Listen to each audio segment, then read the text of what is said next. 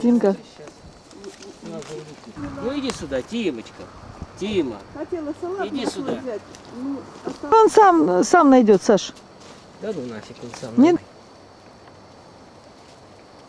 А тут пускай на сухом он и делает. ой, какой стол богатый. Да, сейчас посмотрим.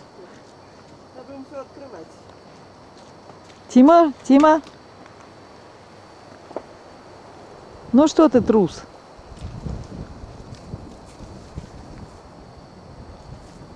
Ну, машина, да, ладно. О, как ярко.